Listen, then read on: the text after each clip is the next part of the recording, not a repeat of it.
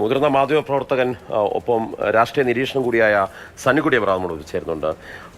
അങ്ങ് ശ്രദ്ധിച്ചിരിക്കുമല്ലോ PV അൻവറിൻ്റെ രാഷ്ട്രീയ പ്രഖ്യാപനങ്ങൾ. അദ്ദേഹം നിലമ്പൂർ നിയമസഭാംഗത്വം രാജിവെച്ചിരിക്കുന്നു എന്ന് മാത്രമല്ല, ഒരു സ്ഥാനാർത്ഥിയെ UDF-ന് വേണ്ടി പ്രഖ്യാപിക്കുകയും ചെയ്തിട്ടുണ്ട്. VS ജോയ് അവിടെ മത്സരിക്കണമെന്നാണ് അദ്ദേഹം പറയുന്നത്. അതോടൊപ്പം തന്നെ ഇതിലേക്കെല്ലാം ഇറക്കിയത് മുഖ്യമന്ത്രിയുടെ പ്രൈവറ്റ് സെക്രട്ടറി ആയിരുന്ന P ശശിയാണ്. അദ്ദേഹം മുഖേനയാണ് ഞാൻ പ്രതിപക്ഷ നേതാവിനെതിരെ ആരോപണം നിയമസഭയിൽ ഉന്നയിച്ചതെന്ന് അദ്ദേഹം പറയുന്നു. മറ്റാരോപണങ്ങളെല്ലാം തന്നെ പേര് വെളിപ്പെടുത്താതെ CPM-ന്റെ മുതിർന്ന നേതാക്കൾ കൂടി പറഞ്ഞതിന് ശേഷമാണ് ഞാൻ പറഞ്ഞത് എന്നുള്ള ഒരു വെളിപ്പെടുത്തൽ കൂടിയാണ് അദ്ദേഹം നടത്തിയിരിക്കുന്നത്. എന്ത് രാഷ്ട്രീയ ചലനമായിരിക്കും PV അൻവറിന്റെ ഈ മാറ്റത്തോടു കൂടി ഉണ്ടാകാൻ പോകുന്നത്? പ്രാഥമികമായിട്ട് 3 കാര്യങ്ങൾ.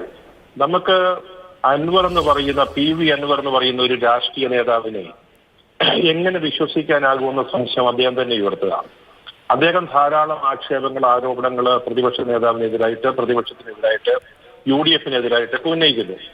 അതൊക്കെ മുഖ്യമന്ത്രിയുടെ പൊളിറ്റിക്കൽ സെക്രട്ടറി പറഞ്ഞിട്ടാണെന്ന് ഒരാൾ പറയുമ്പോഴേ, അല്ലെങ്കിൽ CPM-ൽ അദ്ദേഹം ഇപ്പോൾ പേര് പറയാൻ ഉദ്ദേശിക്കാത്ത ചിലർ പറഞ്ഞിട്ടാണ് എന്ന് പറയുമ്പോഴേ, ഇതേ ഒരു MLA ആണോ, രാഷ്ട്രീയ നേതാവാണോ, അല്ലെങ്കിൽ ഏതെങ്കിലും വ്യക്തികളുടെ കോടാലിക്കൈയാണോ എന്നാണ് നമ്മൾ ആലോചിക്കേണ്ടത്. അദ്ദേഹം ഒരു MLA ആണ്. അദ്ദേഹം CPM-ന്റെ ഒരു സ്വതന്ത്ര MLA ആണ്. അദ്ദേഹം ആരെങ്കിലും പറയുന്ന ഉടനെ പ്രതിപക്ഷത്തിനെതിരെയോ അല്ലെങ്കിൽ പ്രതിപക്ഷ നേതാവിനെതിരെയോ UDF-നെതിരെയോ ആരോപണം ഉന്നയിക്കാൻ ഇരിക്കുന്ന ഒരാളാണ്. അങ്ങനത്തെ ഒരാളിന് എന്ത് രാഷ്ട്രീയ രംഗത്ത് എന്ത് ഗുണപരമായ മാറ്റങ്ങൾ ഉണ്ടാക്കാൻ സാധിക്കും? രണ്ടാമത്, അദ്ദേഹം UDF-ന്റെ പിന്തുണ പ്രഖ്യാപിച്ചായിട്ടാണ് ഞാൻ കേട്ടത്. അപ്പൊ അദ്ദേഹം ഇപ്പോഴും തൃണമൂൽ കോൺഗ്രസിൽ ചേർന്നിരിക്കുക. തൃണമൂൽ കോൺഗ്രസിന്റെ അംഗമായിരിക്കുന്ന PV അൻവർ എങ്ങനെയാണ് തൃണമൂൽ കോൺഗ്രസിന്റെ അംഗീകാരമില്ലാതെ, മാൻഡേറ്റ് ഇല്ലാതെ എങ്ങനെയാണ് അദ്ദേഹം ഇവിടെ പിന്തുണ പ്രഖ്യാപിക്കുക?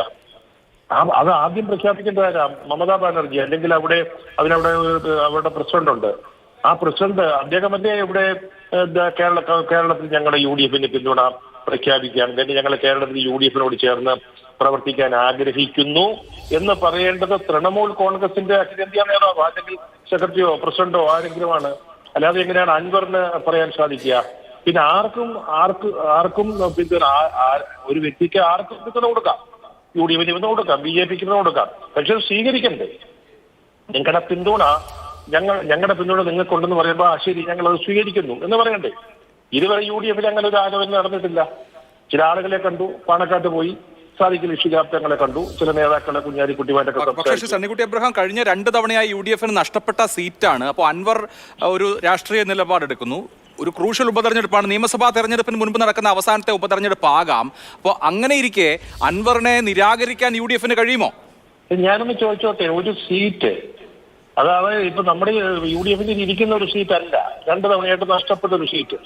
അതവിടെ ജയിക്കാൻ വേണ്ടി ഒരു വ്യക്തിയുടെ നിർദ്ദേശങ്ങൾക്ക് അല്ലെങ്കിൽ ഡിമാൻഡുകൾക്ക് അപ്പൊ അദ്ദേഹം എന്താ ഇരിക്കുന്നേ? അദ്ദേഹം ഇപ്പം തൃണമൂൽ കോൺഗ്രസ്, അദ്ദേഹം UDF-ന്റെ സ്ഥാനാർത്ഥിയെ പ്രഖ്യാപിച്ചിരിക്കുക. അതെങ്ങനെ സാധിക്കും?